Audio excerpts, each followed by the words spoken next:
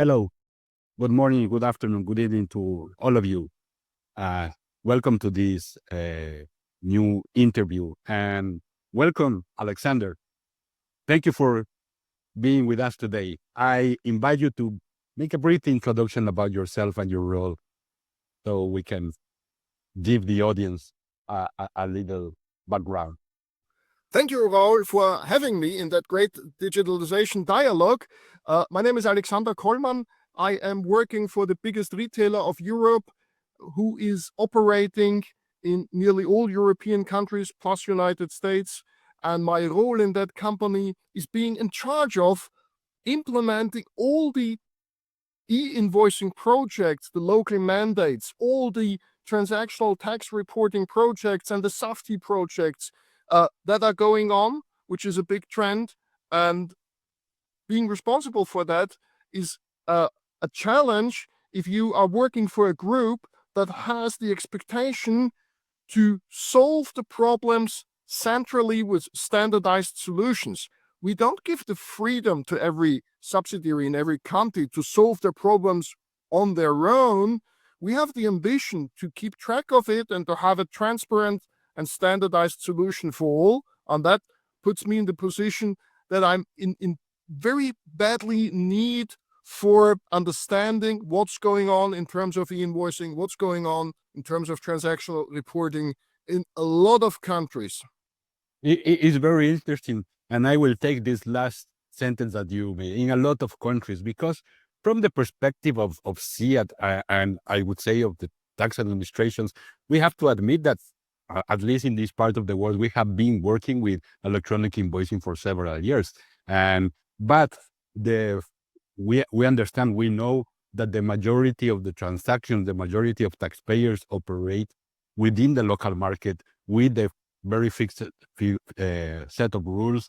But it's true, and we understand that the world is very wide, that there are different legislation, different set of rules around the world. And there are players, particularly companies like yours, that operate in several markets at the same time. And even more, that the IT, the accounting, some of those processes are centralized in some part of the world. And they are facing a situation where, as you mentioned, there are mandates around the world, setting things here, setting things there, that are maybe similar to some extent, but in the end, different from one place to the other. So maybe as from your experience, how do you feel about that? Is it a set of opportunities, a nightmare? Maybe you can comment a little bit on that.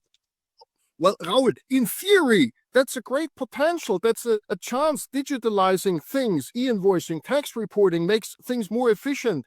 But in the practical life, the downside is if it's so different, there are so many detailed decisions to be taken that one tax administration decides for one alternative and another tax administration decides for other alternatives. There are so many options. It's a jungle.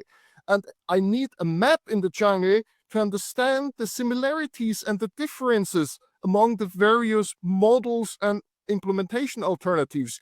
I want to reuse what I have developed for one country in the next country that comes up with a mandate. But to make that judgment, if I can reuse what I have developed, I need to have categories to identify the similarities. So if I know what is SAFTI reporting in one country and then can compare it with another country, then I could reuse it. If I understand what e-invoicing, the other dimension of the matrix, is it happening in one country? Is it the same model as in the neighbor country? Then I am able to reap the benefits of standardization. But the first thing if implementing an e-invoicing or a tax reporting project is understanding on the field level the law, and therefore I need categories that explain me the world, the tax reporting world and the e-invoicing world. Yes, and to that extent, we have to understand that it is not a single point of view that must be taken into account. We have the tax administrations, we have the companies operating locally, we have the companies that operate in a multinational environment, the practitioners that offer services for those companies and other players that have something to say. And we understand that this should be an open dialogue that will take into account the interest, the aspects, to define at least a common set of principles, a language that we can all agree with. It will be very difficult to think about the possibility of a single standard worldwide, because there are cultural differences, because there are language barriers, and particularly because there are already in place billions, hundreds of billions of documents that have been used and created and transferred and interacted with using the set of rules defined for each jurisdiction. But because of that, we created the digitalization dialogue under the umbrella of CIAT, with involvement of certainly persons like you coming from the private sector, service companies that provide services to other players, the tax administrations, of course, organizations like us yet, to help identify these principles in what we more generally call continuous transaction controls. And one of our first products is the matrix that you briefly mentioned, the digitalization, the classification matrix for CTC in terms of VAT around the world. So that is a product that we all invite you to take a look at. If as a matrix, we will have rows and columns. In the rows, you will see these very different approaches from where the document goes to the tax administrations, either before or after the transaction, if the involvement of the tax administration make it valid or not, if it's required for the transaction to go on, or if it's just a reporting mechanism like the SAFT you mentioned that might be put in place in some jurisdiction. In the rows, we will focus on how these things will go from the buyer to the seller and eventually to the tax administration or other players that might be involved, like a transport company, for instance.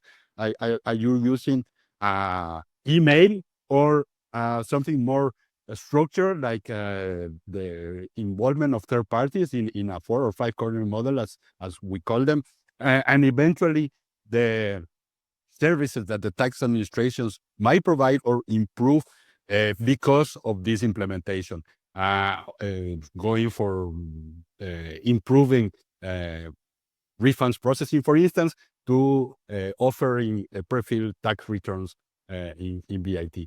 So that, of course, is a very wide idea with different things that will overlap and will have distinctions. But maybe you have already checked that matrix. Maybe you can comment a little bit on its use and the expectations that you might get from that. Yes. So we outlined sharp definitions for the subcategories. And now the next step is that we could try out and put individual countries as example countries in those categories to explain and show an example how to work with the matrix. Because then you have the theory and you have a practical example. It doesn't need to be many countries, but maybe we find 1 or 2 countries for each combination of lines and columns to explain it. So the first thing, we have the definitions and the categories. And I would be very happy, together with my other international tax reporting managers and tax jurisdictions, to put in example countries. Excellent. I promise you that we will record and offer another interview going into the details of that matrix. And on our side, we will continue working with other things like establishing a common glossary for worldwide purposes and a renewed or revised set of principles that we can all agree are basic principles that should be taken into account. And my final thought for you is that this will also help those that are entering this world on the private side, of course, but also from the government side. There are countries that are considering implementing one of these options, alternatives, and they might benefit if they know what the rest of us are doing. So, Alexander, thank you very much for your time. Thank you for being here with us. Welcome. A pleasure. Bye-bye. Bye.